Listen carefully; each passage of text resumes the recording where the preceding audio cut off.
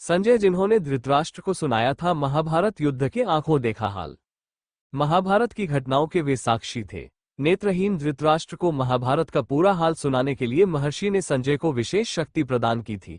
संजय धृतराष्ट्र के दरबार में मंत्री थे, लेकिन पेश से वो एक जुलाहे यानी बुनकर थे। संजय स्वभाव से बहुत ही विनम्र थे।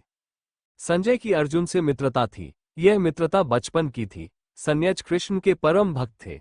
संजय की खास बात यह थी कि वे स्पष्टवादी थे। वे धर्म के रास्ते पर चलने वाले थे। वे गलत को गलत कहने से जरा भी नहीं चूकते थे। महाभारत के युद्ध से पूर्व संजय ने कई बार धृतराष्ट्र को समझाने का प्रयास किया था। महाभारत में संजय धृतराष्ट्र के सारथी, सलाहकार और अंगरक्षक थे। संजय महर्षि वेद व्यास के शिष्य थे। वे धृतराष्ट्र के राज्यसभा के सदस्य थे। संजय विद्वान गावोलगण नामक सूत के पुत्र थे। संजय श्री कृष्ण के परम भक्त थे। संजय को दिव्य दृष्टि प्राप्त थी। संजय धृतराष्ट्र को महाभारत युद्ध का पूरा हाल सुनाते थे। संजय धृतराष्ट्र को सही सलाह देते थे। संजय धृतराष्ट्र को युद्ध के बारे में बताने के लिए हस्तिनापुर से कुरुक्षेत्र जाते थे। संजय धृतराष्ट्र को युद्ध के बारे में बताने के लिए महल में बैठे ही रहते थे। संजय युद्ध के बाद युधिष्ठिर के राज्य में रहे। संजय धृतराष्ट्र, गांधारी और कुंती के साथ संन्यास ले लिया था। संजय धृतराष्ट्र की मृत्यु के बाद हिमालय चले गए और फिर कभी नहीं लौटे। संजय ने देखा था भगवान का विराट स्वरूप। महाभारत में युद्ध के दौरान जब अर्जुन धर्म संकट में फंस जाते हैं तो भगवान कृष्ण अपना विराट रूप दिखाते हैं। भगवान के इस विराट रूप को उस समय अर्जुन के बाद संजय ने भी देखा था। महाभारत का युद्ध समाप्त होने के बाद संजय हिमालय के लिए प्रस्थान कर गए। संजय को महर्षि वेद व्यास ने दिव्य दृष्टि प्रदान की थी। महर्षि वेद व्यास जी ने ही महाभारत की रचना की थी। वे त्रिकालदर्शी थे। उन्होंने अपनी दिव्य दृष्टि से जान लिया था कि कलयुग में धर्म कमजोर हो जाएगा। महर्षि व्यास ने ही वेद को 4 भागों में विभाजित किया था, जो बाद में ऋग्वेद, यजुर्वेद, सामवेद और अथर्ववेद कहलाए। महाभारत के सबसे प्रभावशाली पात्रों की बात आती है तो उसमें संजय का नाम सम्मान के साथ लिया जाता है। संजय ने ही महाभारत का सजीव वर्णन राजा धृतराष्ट्र को सुनाया था। आइए जानते हैं संजय के बारे में। हम लोग हमेशा महाभारत में संजय की चर्चा करते हैं, लेकिन वास्तविकता अनुसार महाभारत में संजय कौन थे? संजय ने उस युद्ध का सजीव वर्णन, चित्रण धृतराष्ट्र को सुनाने के लिए विशेष दिव्य दृष्टि मिली थी, जिससे न केवल युद्ध क्षेत्र दिखता था अपितु रणनीतियां और प्रत्युत्तरों को भी आसानी पूर्वक समझ जाते थे। महाभारत में संजय कौन थे? महाभारत में संजय एक महान दृष्टिमान थे, जो कि कुरुवंश के राजा धृतराष्ट्र के सारथी थे। वे दृष्टिहीन थे, लेकिन उन्हें दृष्टि प्रदान करने वाली एक अद्भुत शक्ति गुरु आशीष के रूप में मिली थी।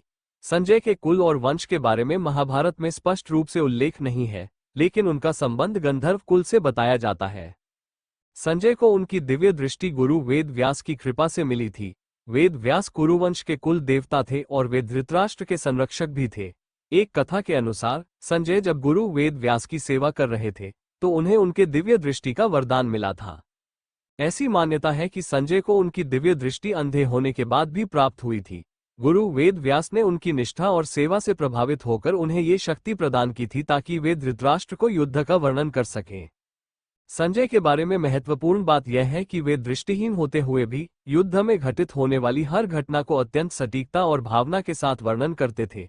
उनकी दिव्य दृष्टि न केवल युद्ध के मैदान में घटित घटनाओं को दिखाती थी, बल्कि युद्ध के हर पहलू को उनके सामने प्रकट करती थी। संजय महर्षि वेद व्यास के शिष्य थे।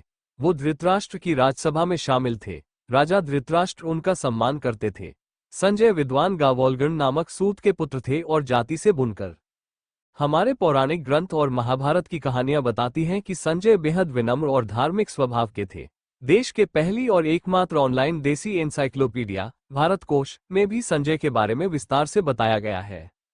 व्यवहार से कोमल थे, पर बोलते थे खरी खरी बातें। महाभारत में संजय को राजा धृतराष्ट्र ने युद्ध से ठीक पहले पांडवों के पास बातचीत करने के लिए भेजा था। वहां से आकर उन्होंने धृतराष्ट्र को युधिष्ठिर का संदेश सुनाया था। संजय श्री कृष्ण के परम भक्त थे। बेशक वो धृतराष्ट्र के मंत्री थे, किंतु धर्मज्ञ थे, इसलिए पांडवों के प्रति सहानुभूति रखते थे। वह भी धृतराष्ट्र और उनके पुत्रों अधर्म से रोकने के लिए कड़े से कड़े वचन कहने में हिचकते नहीं थे। अक्सर धृतराष्ट्र उनकी बातों पर क्षुब्ध भी हो जाते थे। संजय हमेशा राजा को समय समय पर सलाह देते रहते थे। जब पांडव दूसरी बार जुआ में हारकर 13 साल के लिए वनवास में गए तो संजय ने धृतराष्ट्र को चेतावनी दी थी कि हे राजन, कुरु वंश का समूल नाश तो पक्का है, लेकिन साथ में निरीह प्रजा भी नाहक मारी जाएगी। हालांकि धृतराष्ट्र उनकी स्पष्टवादिता पर अक्सर क्षुब्ध भी हो जाते थे। महल में बैठकर धृतराष्ट्र को सुनाते थे युद्ध का हाल। जब ये पक्का हो गया कि युद्ध को टाला नहीं जा सकता, तब महर्षि वेदव्यास ने संजय को दिव्य दृष्टि प्राप्त थी, ताकि वो युद्ध क्षेत्र की सारी बातों को महल में बैठकर ही देख ले और उसका हाल धृतराष्ट्र को सुनाए। इसके बाद संजय ने नेत्रहीन धृतराष्ट्र को महाभारत युद्ध का हर अंश सुनाया। ये भी कहा जा सकता है कि वो हमारे देश के सबसे पहले कमेंटेटर भी थे। संजय को दिव्यदृष्टि प्रदान करते हुए वेदव्यास जी संजय के बारे में कहा जाता है कि वो यदा कदा युद्ध में भी शामिल होते थे। युद्ध के बाद महर्षि व्यास की दी हुई दिव्य दृष्टि भी नष्ट हो गई। ऐसा कैसे हो गया था? संजय को दिव्य दृष्टि मिलने का कोई वैज्ञानिक आधार महाभारत या बाद के ग्रंथों में नहीं मिलता। इसे महर्षि वेदव्यास का चमत्कार ही माना जाता है। गीता पर कालांतर में लिखी गई कई टीकाओं में इस विषय पर कोई ठोस समाधान नहीं दिए गए।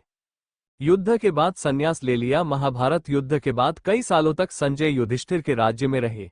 इसके बाद वो धृतराष्ट्र, गांधारी और कुंती के साथ संन्यास लेकर चले गए। पौराणिक ग्रंथ कहते हैं कि वो धृतराष्ट्र की मृत्यु के बाद हिमालय चले गए। दोस्तों, आशा है आपको ये महाभारत का छोटा सा पाठ पसंद आई होगी। तो प्लीज लाइक करें, कमेंट करें और अपने फ्रेंड्स के साथ शेयर भी करें। इसी तरह की मजेदार हिंदी स्टोरीज के लिए हमें सब्सक्राइब करें। Please please please. थैंक्स।